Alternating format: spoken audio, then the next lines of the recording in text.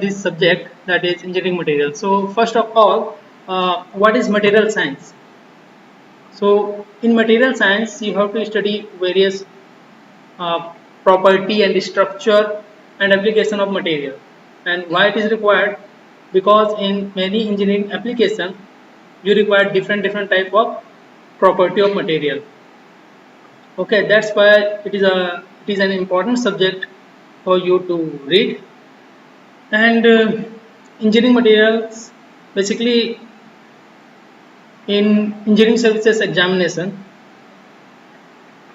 this is one of the major subject of GK part of the PSC exam. So all branch should read this subject. So it is an important subject. So concentrate here in this subject. Okay. So first of all, as you see, how the solid materials are classified. So mainly the solid materials are here, you can see.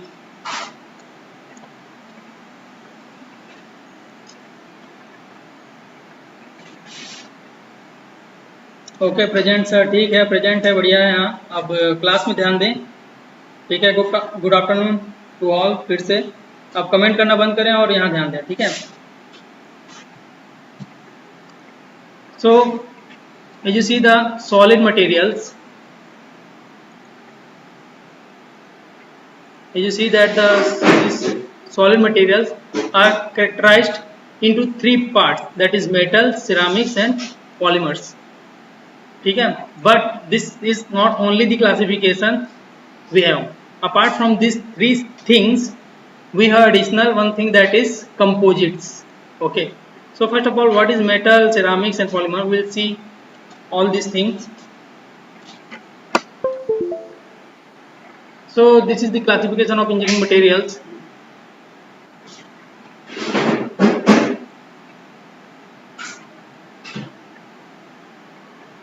आवाज धीरे आ रही है? Okay, ठीक है।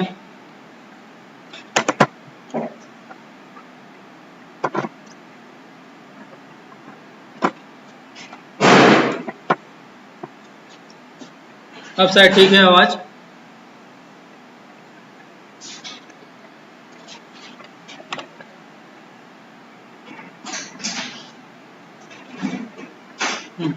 So engineering materials, there are three main category. First is metal, second is polymer and third is ceramics. In metal, this is the important part, that is ferrous component. In ferrous component, there are example like steel, cast iron and stainless steel, etc. And another part in metals are non-ferrous, means in which there is no iron component.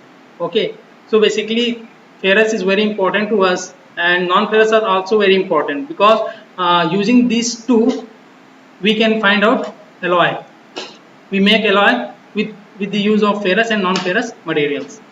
Okay, and apart from this, there are amorphous, and after that there are polymers. In polymers, there are two types of polymers or three types of polymers. We already know this thing, that the thermoplastic. What is thermoplastic? So in thermoplastic, these are the materials which can be heated many times. They get soft on heating and will get a new shape when we cool it. Okay, so there is no change in the property while we are heating these materials. Okay, and another one is thermoset. Why thermoset or thermosetting materials? Because once you make these materials, after you try to heat it, you will not get the good product, because it will get burned. So thermoset cannot be reused after heating. So what is the basic difference between these two things? In thermoplastic, we have simple linking between the component, means between the, you can say, between the polymer there is simple linking or linear linking. In thermoset, we have cross linking. So upon reheating, this not able to release the bond, so they get burned. Okay,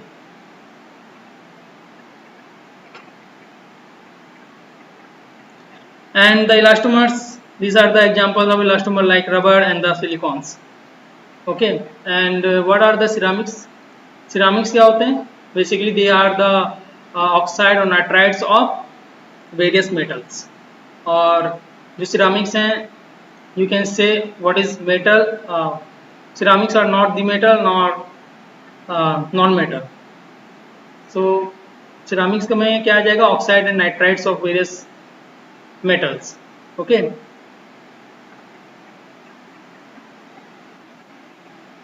So जो आपका पहला topic है इस subject में, according to the syllabus, okay, this is atomic model. तो atomic model तो आप लोगों ने पढ़ रखा है सभी ने. कमेंट पे ध्यान ना देवे ज़्यादा.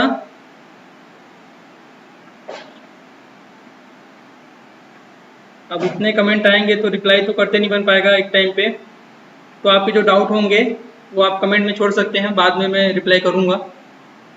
ठीक है, क्योंकि यहाँ पे बहुत सारे मैसेजेस आ रहे हैं तो अटेंडेंस कैसे लगेगी वो बात की बात है. ठीक है, अभी फिलहाल आप लेक्चर में ध्यान दें. तो आपका जो एटॉमिक मॉडल है इसमें क्या होता है, you have to study about how your electron and nucleus are arranged inside a matter. Okay, but in the starting we don't know anything about the electron, proton, nucleus. So in the starting people keep on investigating the things, what is the tiniest part of the matter. ठीक है, ये था कि जो tiniest part है वो क्या है, उसका स्ट्रक्चर क्या है, ये सब साइंटिस्ट लोग सर्च कर रहे थे. तो इसमें जो आपका बहुत सारा थ्योरी है और उनमें से कुछ ही थ्योरी जो आपके सिलेबस के पॉइंट ऑफ व्यू से इम्पोर्टेंट है. ये सब आपका पढ़ा हुआ पार्ट है. लेट्स सी यहाँ पे क्या लिखा है, देख लीजिए. यही है कि जो साइंटिस्ट है वो keep on searching for the better atomic model, but none of the atomic models are perfect and this depict the true picture of an atom. तो जो पहला आपका मॉडल आएगा, this is the Dalton's model of the atom. तो इसमें क्या था कि ये पहला एटॉमिक मॉडल था. In this model there are some important points, you can see here point wise. ठीक है, तो इसमें यह है कि in this model there is nothing about electrons और proton. They simply describe that there is an tiny particle that is called atom. इसमें इतने बोला था कि एक टाइनी पार्टिकल है which is the smallest part of any matter and called atoms. इस और क्या बोला था, दैट इज इनडिविजिबल स्ट्रक्चर. जो एटम है उसको और ज़्यादा छोटा नहीं किया जा सकता इन द डेल्टन मॉडल. आपको ये याद रखना जो पॉइंट्स है. और क्या बोला कि एटम्स जो हैं आपके वो क्या होंगे, ना ही आप क्रिएट कर सकते हो ना ही उसको डिस्ट्रॉय कर सकते हो. This are the point. और क्या बोला है कि थर्ड जो पॉइंट है आपका इसमें ये बोल रहा है कि जो आपका एटम होगा वो किसी पर्टिकुलर मैटर का सब एटम एक जैसा होगा. For example if you take some metal like iron. Okay, तो आयरन में ये बोल रहा है कि जो भी इसके एटम होंगे, मान लो this are the atom of iron, ये सभी एटम क्या होंगे, फिजिकली सेम होंगे और केमिकली सेम होंगे. इनका साइज और केमिकल प्रॉपर्टी एकदम सेम होगा. और सपोज करो एक एटम कॉपर का, तो इसके जो भी एटम होंगे सपोज वो क्या होंगे, वो आपस में सेम होंगे. और ये फेरस का आइटम कॉपर के आइटम से क्या होगा, अलग होगा. इसकी थ्योरी में ये बोला, मतलब एक पर्टिकुलर आप मैटर लोगे, उस मैटर के जो आइटम रहेंगे वो सिमिलर रहेंगे, उनका shape, size, chemical property all are similar, but this atoms are different from the other matter. एक दूसरा मैटर है उसके आइटम से एक पहले वाले मैटर का प्रॉपर्टी और शेप, साइज सब डिफरेंट होगा. तो इसमें इतना ही बोला था. और इस मॉडल में की जो मेन बात है कि आपका जो इलेक्ट्रॉन मॉडल और न्यूक्लियस वेयर अननोन. इसमें न्यूक्लियस और इलेक्ट्रॉन्स इस सब के बारे में कुछ नहीं बोला था, क्योंकि इसमें बोला ही था कि जो आपका सबसे छोटा पार्टिकल है किसी भी मैटर का वो क्या है, एटम्स. तो इस मॉडल में केवल इतना ही है. In the next model that is the Thomson atomic model.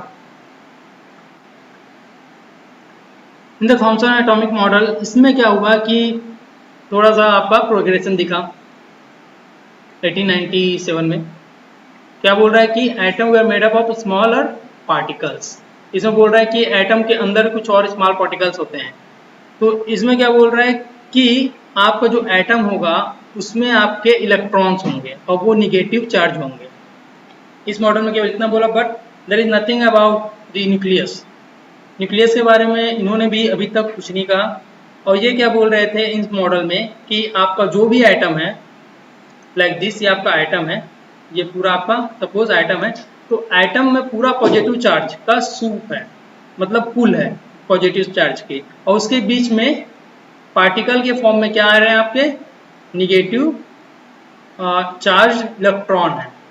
तो इस मॉडल में क्या बोला कि एक एटम है जिसमें हर एक जगह में क्या है पॉजिटिव आयन या पॉजिटिव चार्ज एक सूप के फॉर्म में है, और जिसमें पार्टिकल के फॉर्म में आपका इलेक्ट्रॉन्स मिलता है। तो थॉमसन का एटॉमिक मॉडल ये हो गया। और इस मॉडल को क्या कहते हैं, प्लम पुडिंग मॉडल, इसका एक और नाम है, इसको आपको याद रखना है। तो इस मॉडल में भी कुछ ज़्यादा खास इंफॉर्मेशन नहीं मिला। एक इंफॉर्मेशन मिला कि there is some negative charge and positive charge inside a atom, but proper structure is not demonstrated. So in the next model, that is the Rutherford atomic model, जो उसके बाद आया 1911 में। ओके, तो रदरफोर्ड के बारे में तो आप लोगों ने काफ़ी अच्छा पढ़ रखा होगा पहले से ही। उनका ये alpha particle scattering experiment is very famous. On the basis of alpha particle scattering experiment, Rutherford described the atoms as a dense, tiny, positively charged core called nucleus. Okay, so here in the picture you can see these things are what? Nucleus. Okay, ये जो आपका चीज है centre में वो highly dense है और nucleus है, ठीक है। और इसमें क्या बोला उन्होंने कि ये न्यूक्लियस जो होगा that is made up of what? Neutrons and proton. तो इन रदरफोर्ड एटॉमिक मॉडल एक चीज पता चली क्या, कि सेंटर में ही आपका चार्ज रहेगा, पॉजिटिव चार्ज। ओके, और जो सेंटर है वो क्या रहेगा, डेंस है, और almost all mass is concentrated here. तो आपका जो सभी मास है वो सेंटर में आपको क्या रहेगा, कॉन्सेंट्रेटेड रहता है। तो यहाँ पे ये हो गया। लेकिन इसमें जो आपका इलेक्ट्रॉन्स का मोशन पाथ है, इसमें क्या बताया कि जैसे प्लैनेट सन के अराउंड मोशन करती हैं, इसमें भी बोला कि उसी के अराउंड सेंटर जो न्यूक्लियस है उसके अराउंड आपके इलेक्ट्रॉन मोशन करेंगे, और उनका पाथ एनर्जी लेवल के आधार पर डिपेंडेंट नहीं है। मतलब आप देख सकते हो कि एटम कैसे रेंडमली मूव कर रहे हैं, ऐसा नहीं कि इसमें प्रॉपर एक सेल हो, ठीक है, एनर्जी लेवल हो, अभी ऐसा नहीं है इसमें। तो ये वाला जो मॉडल है this is also called planetary model of the atom, ये हो गया। तो इसमें जो मेन पॉइंट रहेगा क्या रहेगा कि रदरफोर्ड एटॉमिक मॉडल में कौन से एक्सपेरिमेंट में बेस है, this is the alpha particle scattering experiment. इसके बारे में आप एक्स्ट्रा भी पढ़ सकते हो कि उन्होंने क्या वो एक आयरन का वेरी थिन प्लेट लिया, उसमें फिर उन्होंने पार्टिकल्स बम्बार्ड किए, देन उन्होंने क्या देखा कि जो पैटर्न बन रहे हैं सीट को गोल्ड सीट को पार करने के बाद जो पैटर्न बन रहे हैं उसके आधार पर उन्होंने डिसाइड किया there is some heavy and positively charge things inside the atom in the centre, that is nucleus. तो रदरफोर्ड एटॉमिक मॉडल में ही आपका न्यूक्लियस के बारे में पहली बार पता चला, ठीक है। लेकिन जो अरेंजमेंट ऑफ इलेक्ट्रॉन्स थे वो प्रॉपर नहीं थे। लेकिन आपको भी ये देखना पड़ेगा कि इसमें क्या था। तो इसमें इतना ही था। Let's see the another model. इसके बाद आया आपका Bohr's model of the atom. तो ये उसके 2 साल के बाद आया आपका। तो इसमें इन्होंने प्रॉपर सेल बताया कि आपका जो इलेक्ट्रॉन है वो प्रॉपर सेल में मूव करते हैं अराउंड द न्यूक्लियस। तो पहला पॉइंट देख लीजिए क्या लिखा है, Bohr's modified Rutherford atomic structure by describing that electrons have motion in the fixed shell, ये हो गया। फिर क्या बोल रहे हैं कि इस सेल है सर्टेन एनर्जी लेवल, मतलब कि आपका सपोज ये आपका न्यूक्लियस है तो उसके अराउंड एक फिक्स सेल हो गया, एक ये, उसके बगल में एक और फिक्स सेल हो गया ये। तो हर एक सेल का फिक्स एनर्जी लेवल है, मतलब उसकी जो डिस्टेंस है वो न्यूक्लियस से सेंटर है, और न्यूक्लियस से जितना पास रहेगा उसके पास उतनी ज़्यादा एनर्जी रहेगी। या फिर ये बोल सकते हो कि जो न्यूक्लियस के पास आपका इलेक्ट्रॉन्स है जिस सेल में, वहाँ से न्यूक्लियस को बाहर निकालने के लिए आपको ज़्यादा एनर्जी देनी पड़ेगी इलेक्ट्रॉन को, तब वो अपने सेल से बाहर निकल पाएगा।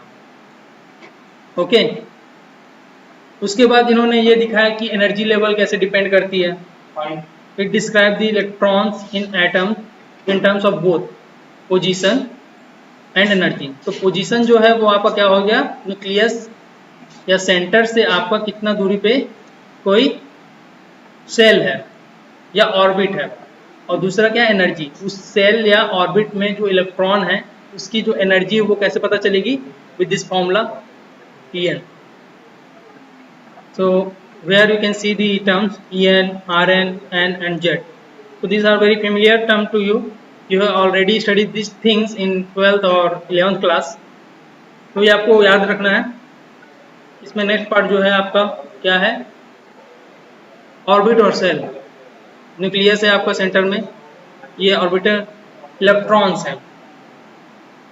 तो यहाँ पे आपका जो साइड में देख रहे हैं, the first electron energy state for the Bohr's hydrogen atom के लिए दिखाया गया that N is equal to 1 में एनर्जी कितनी है, -13.6। इसका मतलब ये है कि -30.6 जो मैग्नीट्यूड है वो N इज इक्वल टू 2 और N इज इक्वल टू 3 वाले से ज़्यादा है। किसमें, N इज इक्वल टू 1 वाले में। What does it mean? It means that you require more energy to pull out an electron which is in first orbit। जो first orbit में है वहाँ पे कोई इलेक्ट्रॉन है, उस इलेक्ट्रॉन को आपको बाहर खींच के निकालना है। For that you need more energy. वो एनर्जी कैसे पता चलेगी, इस फॉर्मूला से। ये देख लीजिए, n स्क्वायर नीचे आ रहा है, मीन्स आप जितना n की वैल्यू कम रखेंगे उतनी ज़्यादा आपको एनर्जी ज़्यादा चाहिए। ठीक है, एक minute. Hello hello,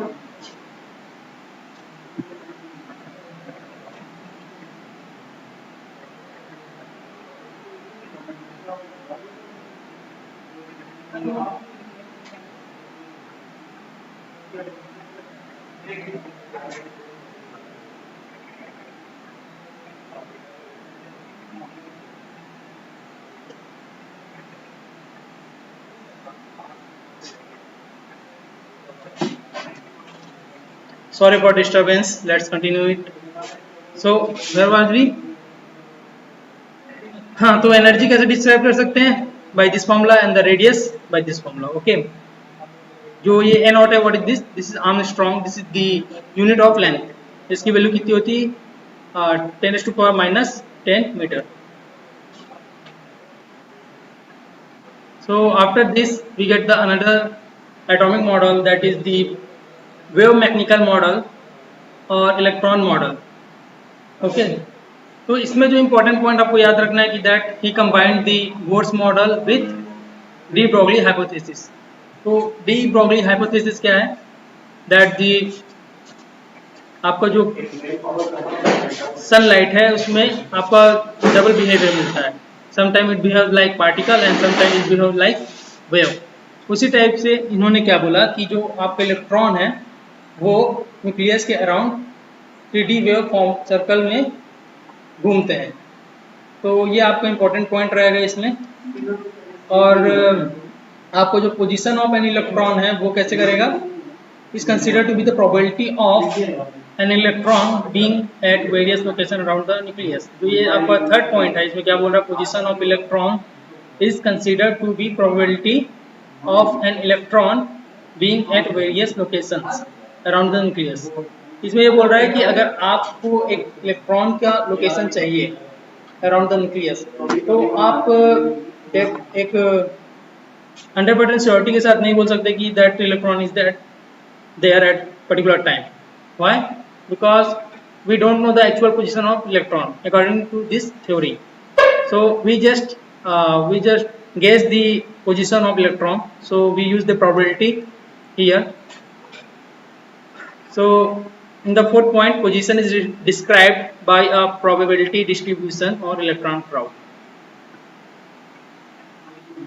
In the next part you can see, अगर आप यहाँ पे देख लीजिए हाइड्रोजन के लिए जो एनर्जी लेवल दिखाया गया था, इसमें क्या है, n = 1 पे ये आ गया 1s, n = 2 पे 2p 2s आ गया, n = 3 पे ये this different terms will come, और ये टर्म्स क्या है, ये क्वांटम नंबर। तो इसमें क्या होगा कि आपको एक इलेक्ट्रॉन को डिफाइन करना है तो आप केवल एक नंबर से डिफाइन नहीं कर सकते। जैसे बोर थ्योरी में क्या था, n = 1 करने पे हमको पता है कि जो इलेक्ट्रॉन होगा वो न्यूक्लियस के अराउंड फर्स्ट सेल में होगा, लेकिन इस मॉडल में ऐसा था कि n = 1 है, ओके। तो इसमें वेरियस, इसमें 4 पैरामीटर और चाहिए उसको डिफाइन करने के लिए, जो क्वांटम नंबर में आपने पढ़ रखा है। तो इसमें ज़्यादा डिटेल में पढ़ने की आपको ज़रूरत नहीं है, जितना है उतना काफ़ी रहेगा आपके एग्जाम पॉइंट ऑफ व्यू से।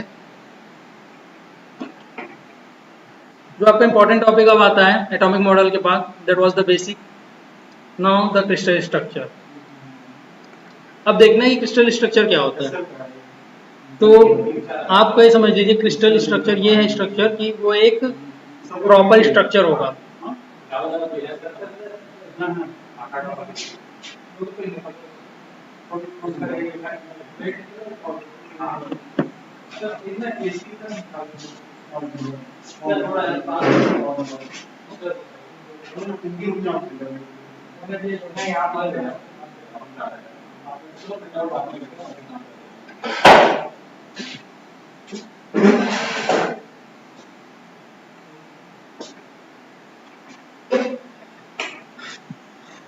So there are various disturbance in the cabin.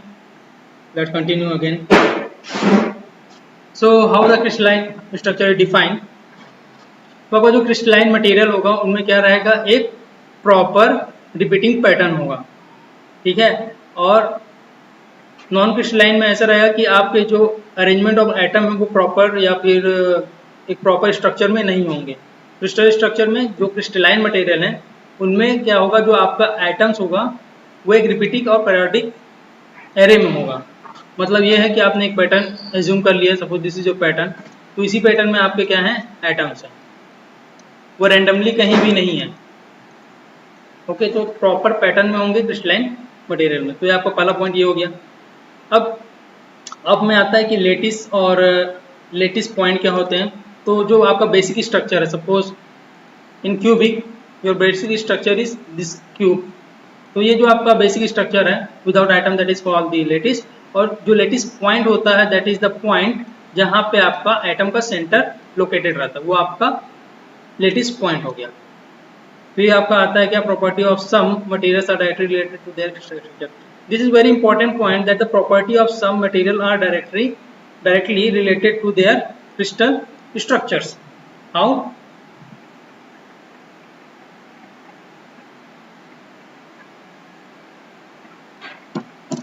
Suppose you have different type of crystal structure. Suppose you have BCC, FCC.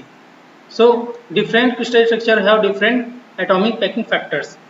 कुल मिला के ये है कि आपका इसमें जो डेंसिटी रहेगा वो कितना रहेगा, BCC में अराउंड 0.68 के आसपास और इन FCC अराउंड 0.74।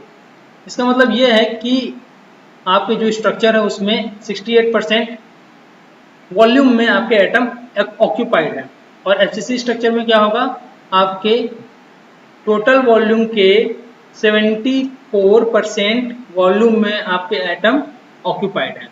इसका मतलब ये है कि जो डेंसिटी होगी किसकी ज़्यादा होगी, FCC स्ट्रक्चर की। तो ये आपका प्रॉपर्टी डायरेक्ट वेरी कर गया।